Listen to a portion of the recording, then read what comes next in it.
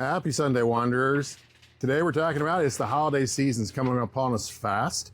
And with that, it got me to thinking, do a lot of you avoid travel because it's the holidays?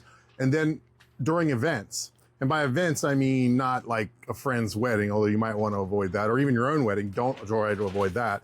But sporting events is a particular one because they tend to occur all seasons, all months of the year now. And I know you love that. Oh, yeah. I have actually we've been on vacation 3 times for big sporting events I can think of with teams I followed. Once we were in Las Vegas for the college basketball national championship. The next 2 times, I think we were on cruises and our team was playing. And that's actually kind of cool. Obviously, with the Vegas thing and other places, resorts and that, they usually have a sports place or somewhere with TVs you can go. The problem is you don't always see American television, depending upon where we're at. We've been on many a cruise ship where you're seeing just like English football or European football or soccer for Americans.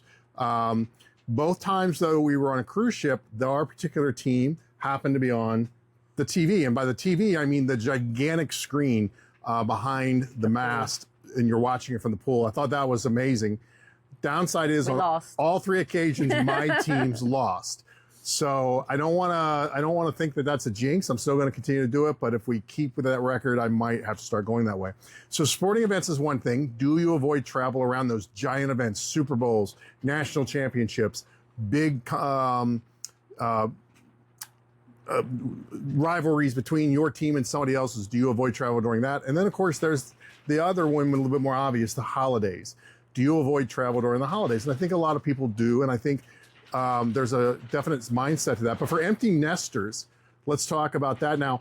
A lot of you might be thinking, well, how in the world do you travel on the holidays? And why do you do that? Do you not celebrate the holidays? Well, we do. We do. And we did the traditional thing that most empty nesters do, or most people with families do, once your kids get kids and families, is that you do that split thing. And if you have more than one child, that means that you're sharing holidays. We'll get this Christmas, they'll get next Christmas. I don't like to share. Eventually, well, you do, but what happens eventually is that one of your children have to break with that. Yeah. And then you wind up with half one year and it's just all over the place. So we did that for a few years. And then we found the thing that works best, and that's that we celebrate our holidays. Well, I think it would actually work for a lot of people. We celebrate our holidays about a week before the actual holiday. That gives us time to be with our children and grandchildren and whatnot for an entire time. Even when you got together, when you split holidays, they were probably running somewhere else, as we all did when we had small children. You're running from this relatives to that relatives. So you're only spending a few hours in each. By doing it the week before, we found that we get that entire time together, and it just worked out better. Now, I remember very distinctly for you, the first time we went to somewhere, and that was Jamaica over Christmas. Mm-hmm. And it was hard. Right. So it does take a little bit to get used to, right? Yeah.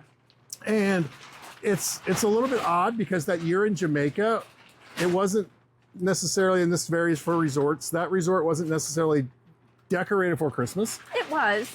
To some extent, but not to what you would see in the States. Now, Christmas is one of those holidays that's celebrated everywhere. Santa hanging out in the pool was that was the one I was saying. Yeah. When they brought Santa out on Christmas Day and he was going around the pool in board shorts, that was kind of like, it was funny, but also you're realizing you're not getting the full thing.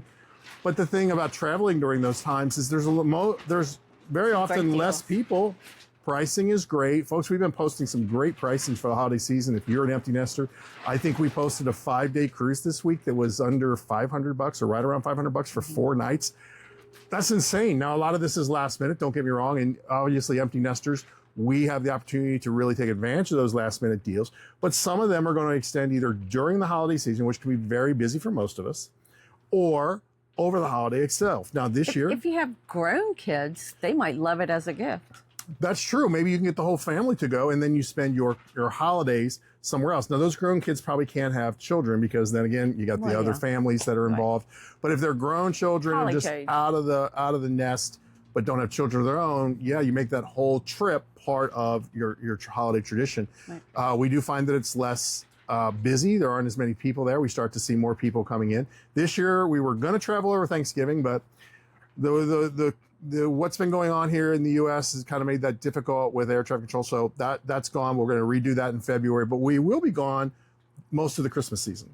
We're going to be spending the Christmas away this year, and again, we're going to be spending New Year's away this year, both of which we've done in the past.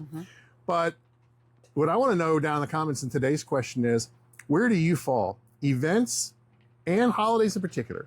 How do you feel about traveling on those periods of times? Have you done it before? And if you have, what sort of funny situation like Santa and board shorts have you seen, or what sort of amazing thing have you seen? And I'm going to go with, when we were in Paris, the Christmas markets in Europe are bar none better than any I've seen here in the States. We try hard. We see a lot of Christmas markets that happen here in the States.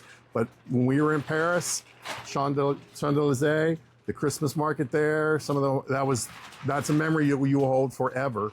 So what have you seen on the really amazing side? What funny things have you seen on the non-amazing side? Like Thanksgiving is a holiday that's celebrated everywhere. Right. So when you go out of the country or somewhere like that on Thanksgiving, you may not see any decorations or any reference to it at all. Christmas is different. New Year's is different. Everybody will do that. We've done July 4th somewhere else, and that's another holiday where you can pretty much do it anywhere. Now, if you want to shoot off your own fireworks, you need to check the local area where we are in Myrtle Beach.